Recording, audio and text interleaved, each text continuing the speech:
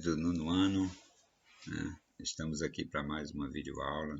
Espero que todos estejam bem, que nós possamos aproveitar esse dia. Hoje já vamos começar o assunto da 4ª nota, né? Então,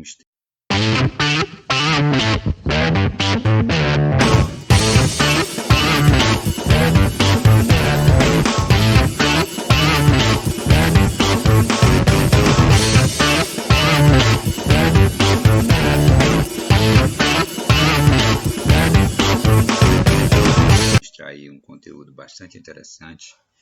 Creio que vocês já são craques, mas a gente vai rever aí, certo? E vai lembrar aí de alguns professores para que vocês possam ter essa interdisciplinaridade, certo?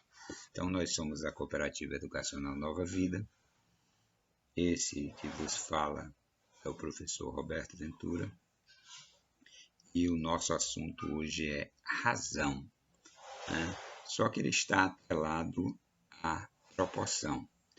Hoje nós só vamos ver a parte de razão, mas o conteúdo é razão e proporção, certo? Então vamos lá para a primeira parte, né, que é falar sobre razão. Então a palavra razão significa quociente ou divisão. A noção que a matemática assimilou, né, por isso, razão é o quociente entre dois números, A e B, com o segundo número sempre diferente de zero. Então, quando se fala de razão, nada mais é do que colocar um número sobre o outro. Então, colocar um número sobre o outro é botar ele em forma de fração. E você lembra que fração é fracionar, é dividir, é fazer a divisão. Então, razão entre os números A e B pode ser dita razão de A para B. Essa é a forma ou a leitura que você faz para determinar a razão. Então, quando se fala razão de A para B, né, razão de A para B é você colocar A sobre B. E como é que você pode representar essa razão, né? A representação pode ser assim, ó, em forma de fração, A sobre B, ou A dividido para B, né? Já que razão tem a ver com divisão. Então, a representação pode ser assim, em forma de fração, que é a mais utilizada pelos alunos e pelos professores, ou pode ser assim, certo? Então, razão de A para B é A sobre B. Fácil demais, né? Razão. E esse A e esse B, eles são chamados de termos da razão. E aí você tem tanto o A como o B, eles recebem nomes, né? Eles são chamados de termos. Por exemplo, quando você faz uma adição, você sabe que são parcela, parcela, soma ou total. Na subtração, minuendo, subtraindo, resto ou diferença. Na multiplicação, são os fatores e o resultado é o produto. Na divisão, você tem o dividendo, o quociente, o divisor e o resto. Então, a razão também vai ter os seus termos. Quais são os termos da razão? O número que fica em cima, ele é chamado de antecedente. É o que vem antes, é o que vem primeiro. Então, o termo primeiro é chamado de antecedente. Então, quem vem primeiro, antecedente. Quem vem depois é o consequente. Então, consequente, que vem na sequência. Então, antecedente e consequente. Esses são os dois termos da razão, né? Antecedente e consequente. E aí nós temos um exemplozinho prático, né, para você ter essa noção de razão. Olha só, diz que tem uma orquestra formada por 40 homens e 30 mulheres. Se eu pedisse a razão entre o número de homens e o número de mulheres, o que você ia fazer? Você ia pegar a quantidade de homens sobre a quantidade de mulheres. Pronto, Essa é a razão de homens para mulher, 40/30. Mas se eu pedisse a razão entre o número de mulheres e o número de homens, aí você vê que a ordem foi trocada. Então, primeiro vem o número de mulheres, para depois vir o número de homens. E aí cabe essa OBSzinha aí, que está aí, né? Numa razão, é muito importante verificar a ordem pela qual estão referidas as duas grandezas. Então, você deve seguir a ordem, essa ordem deve ser seguida. Se ele pedir primeiro uma coisa, então essa coisa é o antecedente. E o que vem depois é o consequente, certo? Então, antecedente e consequente. Então, a ordem deve ser seguida. E aí, agora nós vamos falar de algumas razões especiais. E como eu disse, né, vocês vão lembrar aí de alguns cheats, né, de alguns professores, para você ter essa noção de razão e que elas estão inseridas dentro de outras disciplinas. Então, aí no caso do tio Raimundo, né, ele fala muito de escalas quando ele está falando dos mapas, né? Essas escalas nada mais é do que uma razão. Ela representa o comprimento do desenho pelo comprimento total.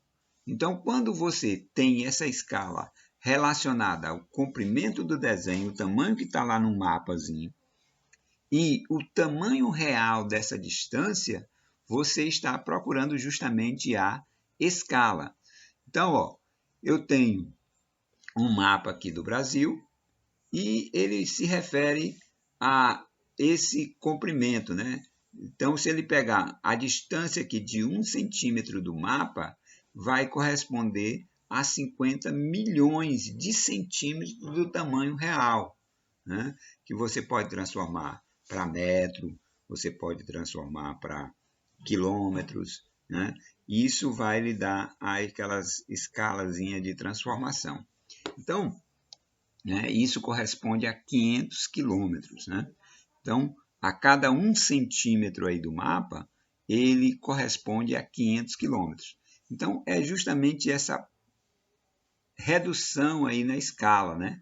Então, para você saber que uma distância entre um mapa tem uma distância real. Então, você pode calcular usando um mapa, se ele der a escala, você pode saber qual é a distância entre uma cidade e outra cidade, por exemplo, né? E o tio Raimundo explica isso muito bem, né? Então, escala tem a ver com razão. É um tipo de razão especial, certo? Então, razão, quando se fala de escala, você tem o comprimento do desenho sobre o comprimento total, ok? Outro tipo de fala do tio Raimundo é quando ele fala sobre densidade demográfica, né?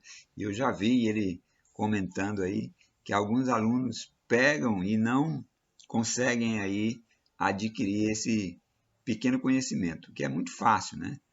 Por exemplo, quando se fala de densidade demográfica. O que é a densidade demográfica?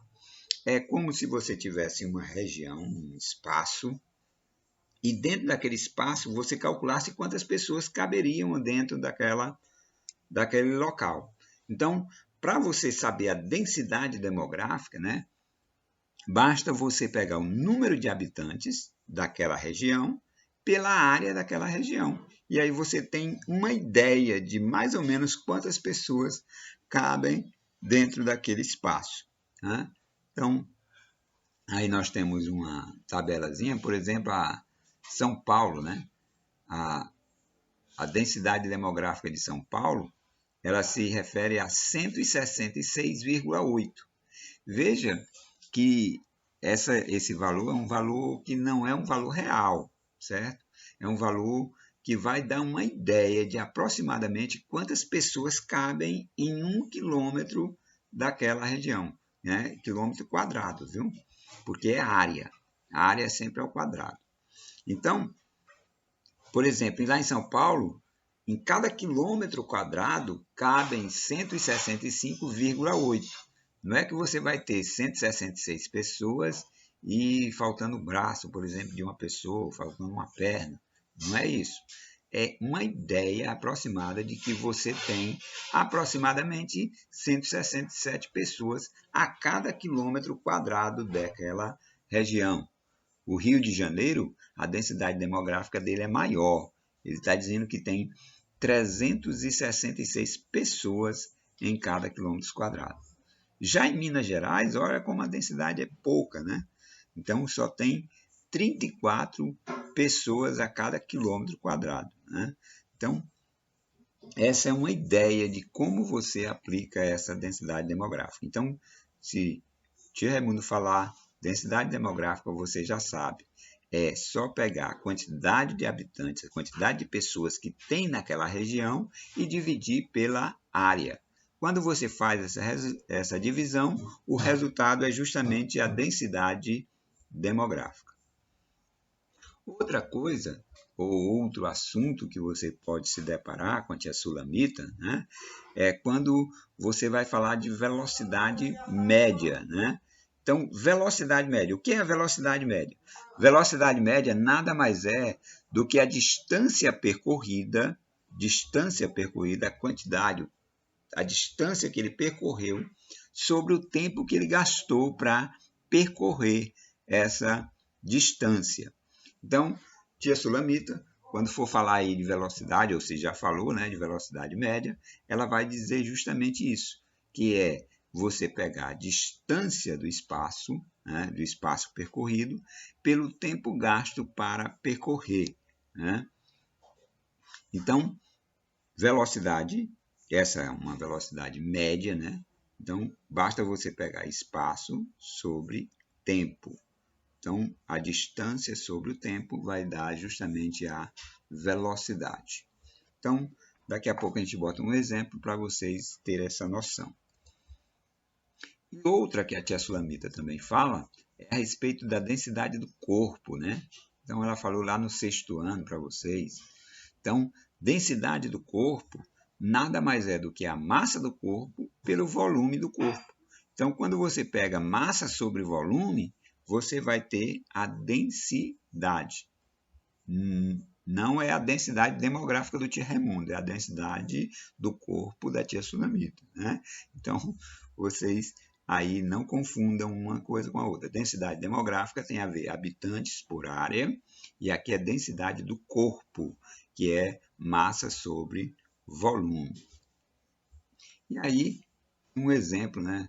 Se você pegasse, por exemplo, um dado do IBGE de 2009, dizia que a população brasileira é de aproximadamente 191.480.630 habitantes.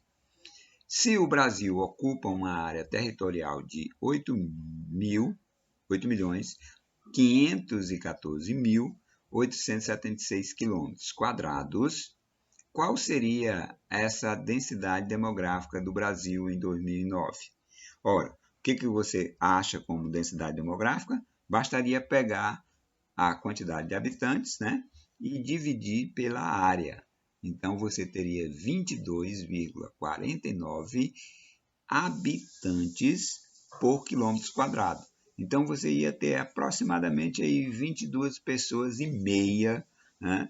22 pessoas e meia estando em 1 quilômetro quadrado. Então, 22 pessoas e meia por quilômetro quadrado. Então, essa seria a densidade demográfica no Brasil. Nós sabemos que tem áreas que não são povoadas, tipo a floresta amazônica, né? O Pantanal em algumas regiões. Então, essa seria a distribuição da população brasileira. Ok? Olha só, aí um exemplo da tia Sulamita. Um trem percorreu 480 km em 6 horas. Qual a velocidade média do trem nesse percurso? Então, velocidade média, basta eu pegar a distância que ele percorreu sobre o tempo. Então, ó, eu ia pegar 480 e ia dividir por 6. Isso dá 80 km por hora. Isso quer dizer o quê, professor? Olha só, para você interpretar isso aqui, basta você ter a ideia. Ele está dizendo que a cada hora que passa, ele percorreu 80 quilômetros. Então, em 2 horas, ele ia percorrer 80 mais 80, que daria 160. Em 3 horas, ele ia percorrer 80 mais 80 mais 80, que daria 240. Em 4 horas, ele ia percorrer 80 mais 80 mais 80 mais 80. Então, ele ia percorrer 320 quilômetros. Em 5 horas, ele ia percorrer 80 mais 80 mais 80 mais 80 mais 80, que era 5 horas. Então, ele ia percorrer 400 quilômetros. E nas 6 horas, ele percorreu 480 quilômetros, certo? Então, a cada hora que passava, ele percorria 80 quilômetros. Isso é uma média, certo? É o espaço que ele percorreu sobre o tempo que ele gastou, ok? E um último exemplo aí, densidade demográfica, densidade do corpo, né? Uma estátua de bronze tem 144 kg de massa e o seu volume é 16 decímetros cúbicos. Qual seria a sua densidade? A densidade bastaria pegar a massa sobre o volume. Então, aí você teria 9 kg por decímetro cúbico. Isso quer dizer o quê? Que em cada decímetro cúbico eu tenho 9 kg. Pronto. É fácil demais de interpretar essas relações, né? Então, essa é a nossa introdução de razão e proporção. Hoje nós só vamos falar de razão, né? Na próxima aula a gente já vai iniciar proporção. E é só você lembrar isso, né? Razão é besta, simples demais. Razão é só colocar um número sobre o outro, escrever ele na forma de fração. Tem os seus termos, que é o antecedente e o consequente. Existem algumas razões especiais, que é escala, densidade demográfica, velocidade média, densidade do corpo. Então, toda vez que você dividir um número por outro, você está fazendo razão, que é a mesma coisa que divisão. Ok? Então, essa era a nossa aula. Espero que vocês tenham compreendido aí o conteúdo. Valeu? Então, até a próxima e tchau!